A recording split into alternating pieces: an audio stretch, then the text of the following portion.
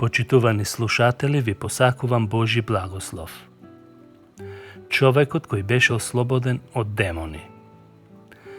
Гадаринската земја се протега од Јордан до Галилејското море. Тоа место се нарекува и Декаполис, или Десетоградие. Исус посетуваше многу градови и села и за време на неговата мисиска служба ги поминуваше границите на народите. Во овој крај, Гадара, се случи еден многу голем настан со еден човек кој бил обседнат од демони. Но пред да биде запишан овој настан, Лука спомнува еден друг настан кој го привлекува нашето внимание. Исус ги смири морските бранови и ја откри својата јахвистичка моќ во Стариот Завет со зборовите: Јахве, Господ ги стишува морските бранови. Врската со стишувањето на морето и чудото со обседнатиот човек од демони е многу блиска. Господ се открива себе си како Господар над природните сили или како универзален генерал кој ја смирува војната на природните сили. Но постои нешто страшно и посилно дури и од ветровите и бурите, кога човекот ќе загуби природната контрола над себе си. Тогаш, каде и да отиде, до што и да се допре, ќе делува неконтролирано, ќе носи неред, пустош насекаде. Господ прави поголеми чуда од чудото на морето. Тој се открива себе си како принц на мирот. Исус ги средува нередите, ги соединува природата и човекот во хармонија. Кога човекот делува неконтролирано и кога е воден под дејство на туѓи сили и нанесува штета на околината и на себе. А кога природните елементи, како што се пожар, поплава, бура, земјотреси, ни создаваат проблеми, тогаш човекот е уплашен и не ги сака овие нешта. Сега, зошто се наречени гадаринци? Тие се полупагански жители. Гадаринците биле полупагански народ. Прво, тие имале јудејски закони, но чувале и свињи, што еден јудеец не би чувал по никоја цена. Второ, тие го истерале Исус од нивниот крај, бидејќи не бил нивен жител. Но без разлика кои се гадаринците, Исус ја посети нивната земја и ја откри неговата совршена љубов кон сите луѓе, сакајќи да им помогне. Исус дојде во најтешките услови, да им го проповеда Божјото царство, евангелието, за спас на нивните души, а тоа е најважното. Гадаринците биле тирански управувани под силата на сатаната, така што во својата мрачна состојба биле во состојба да си ги зачуваат свињите, а Исус да го истераат од нивната земја. Човекот што бил обседнат од демони, им бил познат на жителите во тој крај. Сите знаеле за него и многумина се обидувале да му помогнат, да го ослободат од оковите на нечистите сили. Меѓутоа, ниту една сила човечка не успеа да му помогне. Затоа Библијата предупредува: проклет да е човек што се надева на човек. За Израел Бог ќе каже: тешко им на оние кои слегнуваат во Египет и бараат помош од него, се надеваат на коњите и колите нивни. Исаија 31 глава 1 стих. Тој човек бил опасен за себе и околината. Затоа Исус за прв пат се соочи со најголемата опасност во животот. Исус се сретна лице в лице со човек кој има жестока сила. Нескротлив човек за прв пат се сретна со светото Божјо величие, со бескрајното длабоко сочувство кое се одразуваше во ликот на Исус Христос. Сатаната ја виде разликата помеѓу себе и Спасителот. Од ова можеме да заклучиме две работи. Прво, тој човек е со разделена совест, зашто инстинктивно препознава дека Исус е избавител, спасител, а второ, има чувство на страшна провалија помеѓу својата зла природа и Синот на Севишниот Бог.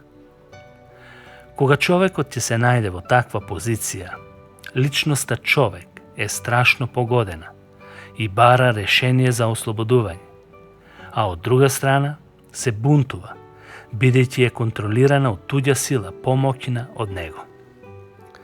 Тој човек живееше во гробишта. Овој несреќен човек демоните го влечкаа во пусти и страшни места, за да го измачуваат. Немаше свој норми и принципи на живење. Немаше трезвен дух што ќе може да се контролира себе си. Неговото пребивалиште е меѓу мртвите. Ова можеме да го илустрираме на следниот начин. Прво, Исус ги посетува мртвите и сака да ги оживотвори. Второ, Исус со посетата на тој човек го прикажува гадаринскиот крај во каква состојба се наоѓа, дека и тој е мртов. Всушност, не е само тој човек мртов, туку сиот гадарински крај. Човекот беше врзан со синџири. Тоа укажува или кажува дека беше целосно во робство. Така и во денешно време, кога некоја душа ќе се обрати кон Бог и ќе оживее духовно, многу окови на грешни навики ќе паднат од него. Но кога луѓето не се ослободени од своите грешни навики, тие се во робство и немаат сила да се ослободат. Иако нивниот разум, совест и јавно мислење им вели дека се во робство, сепак тие не се во состојба да се ослободат, и тоа од најмалиот порок или навика. Пример. Некој христијанин со години се молил и сакал да се ослободи од некој порок. Кога не можел да се ослободи, се очајал и ја прекинал борбата и западнал во уште подлабок очај. Проблемот на овој човек бил тоа што тој сакал со своји сили да се ослободи. Кога ние се обидуваме со своји сили да се ослободиме, сигурно ќе бидеме поразени. Лошите навики не даваат слобода. Тие поробуваат, водат во длабок очај. Лошите навики создаваат уште полоши и го туркаат човекот во безизлезна ситуација.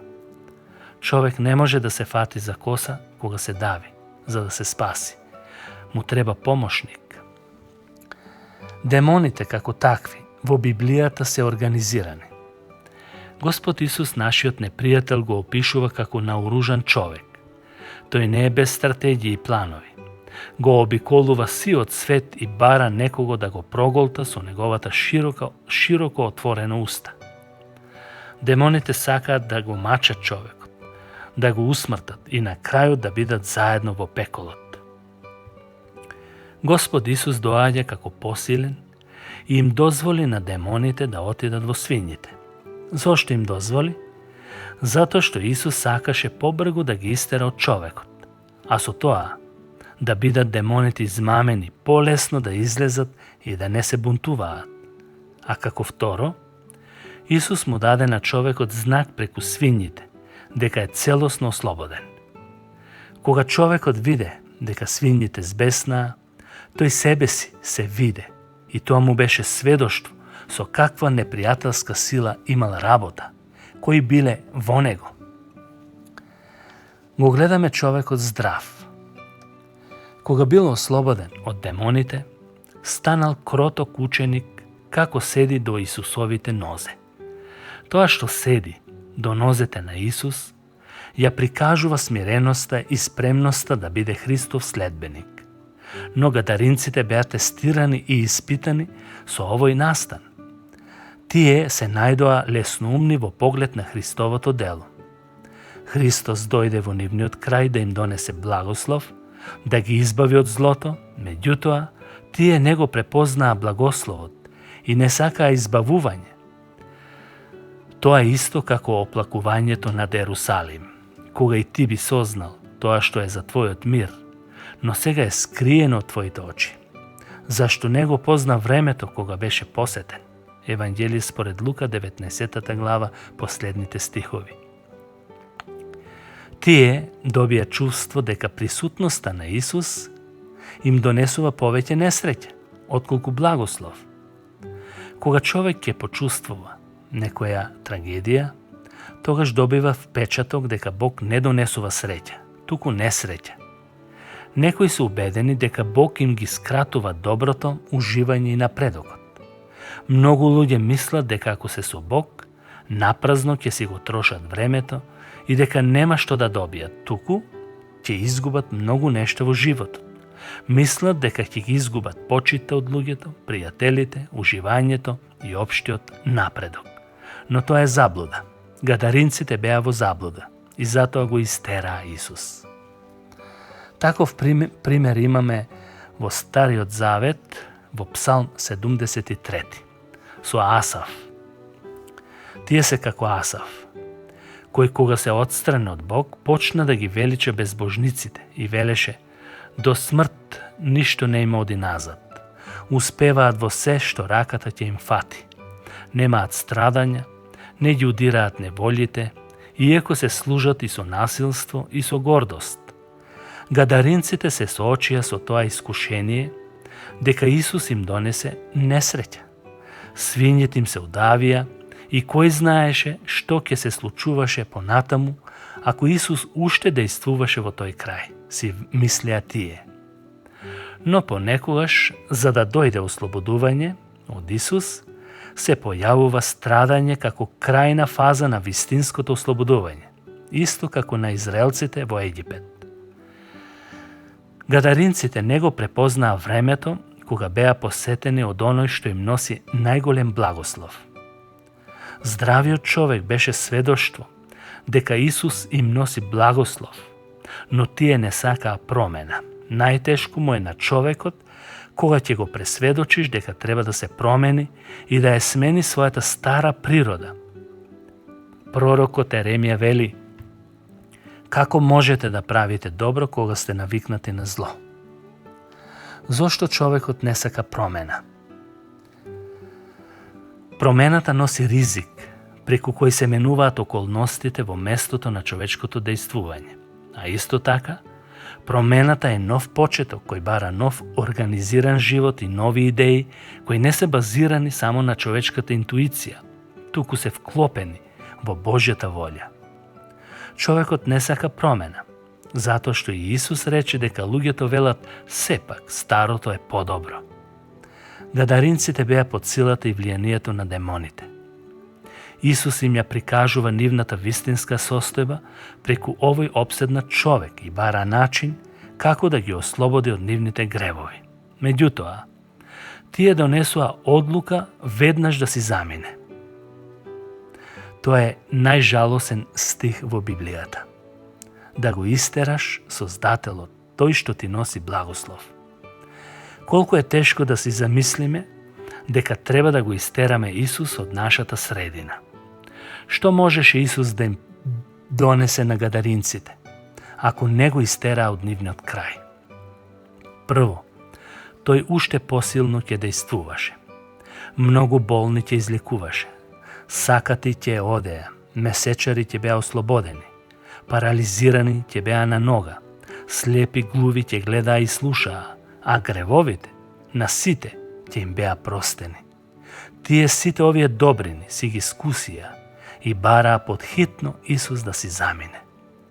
И во денешно време, Исус ги посетува луѓето на разни начини. Ги посетува преку проповед, преку Библија, преку сведоштво на верник, преку некој настан и се свесни за Божјата посета, но нешто ги спречува да се одлучат за Исус. Човечката природа е склона да се одвојува од Бог, за да ги избегне последиците од заедничкиот живот со Исус. Например, Захеј. Исус го посети Захеј, но Захеј не го истера како гадаринците што постапија. Захеј таа посета ја сметаше најважна во неговиот живот. Не смееше да го испушти овој посебен случај. Го прими во својот дом, го нагости и се покаја искрено од се срце и пред Исус и пред гостите, што беше доказ дека е спремен да го следи Исус. Човекот пак, кој беше ослободен, го молеше да остане Исус. Ослободениот човек го молеше Исус да остане со него. Причината за тоа е што човекот сакаше да биде посигурен дека нема веќе да падне во демонските раце, или причината беше да се радува заедно со Спасителот и да му ја искаже целосната благодарност. Во една личност, Исус, ни ја открива својата благодат и љубов кон целото човештво. Иако ѓаволот не ги мачи луѓето директно, како овој човек, сепак тој може да ги држи луѓето во робство и под негово влијание. Исус така им рече на јудејците: ако Синот не ве ослободи, вие нема да бидете слободни. Тие одговорија: ние не му сме рубувале никому. Исус им рече: кој врши грев, роб му е на гревот. Со овие зборови им кажа по чие влијание се и дека не се слободни луѓе. Демоните не бираат место, религија или дом. Тој, демонот, се вгнездува во секоја религија и ја користи за своја цел. Тој може да се вметне или да се вгнезди во црква, во семејство, било каде. Понекогаш демоните ги користат децата, за да го нарушат редот и хармонијата во семејството, а во друга пригода родителите се пречка за децата да не напредуваат во Христовото учење.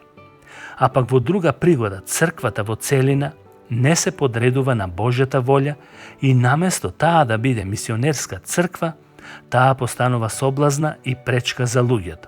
Па така, наместо луѓето да одат в црква, тие одат на други места, каде што не се слави Бог. Всушност, Исус преку обседнатиот човек ни кажува дека човештвото се наоѓа во гола, искината и ранета состојба. Човештвото скита и се заблудува без Исус и не е со здравиот разум се до мигот на ослободувањето. Нашата вистинска побожност може да се манифестира секаде, во црква, дома, било каде. Затоа што, например, домот е најдоброто место за духовни побожни манифести. Домашната побожност се одржува постојано. Тоа е место за служење еден на друг. Ако во семејството не се служи исправно, не може ни во црква да се служи. Во домот на секој поединец се испитува најреално каква е побожноста на секого. Човекот што беше ослободен стана Исусов следбеник, мисионер во неговиот крај. Ако Христовата благодат не се пробива дома и нема простор за Христовата присутност, тоа е знак дека нашата религија не е исправна. Туку мора повторно да се преиспитаме каде лежи грешката. Домашното мисионирање ја покажува Божјата сила што Бог прави со човекот. Ваквите сведоштва ги допира срцата на луѓето. Успех во семејството води до успех во поширока сфера. Каде што нема домашен успех, нема ниту надворешен успех. Затоа мора да се преиспитаме. Најголемиот страдалник стана гадарински мисионер. Тој стана проповедник на Декаполис, 10 големи градови. Исус влезе во регион на долината на смртната сенка и мисијата му успеа. Иако тој беше истеран од тој крај, сепак си остави голем светилник позади него. Имаше човек кој ќе се грижи за проповедање во Гадара. Исус најде демонизиран див човек во Гадара, а остави голем проповедник и голема светлина во местото по неговото заменување. Прекрасно, зарем не? Исус ја дава славата на Бог. Исус му вели да се врати дома и да раскажи што му направи Бог. И гледајте сега, тој се враќа и раскажува што му направи Исус. Овде го откриваме Бог во телотворен во Исус. Тој не зборува што му направи Бог, туку што му направи Исус. А тоа ја открива природата на Исус, дека тој дејствуваше како Бог и беше Бог и е Бог и се откри како Бог кој спасува. Гадаринците беа посетени од вечниот Бог.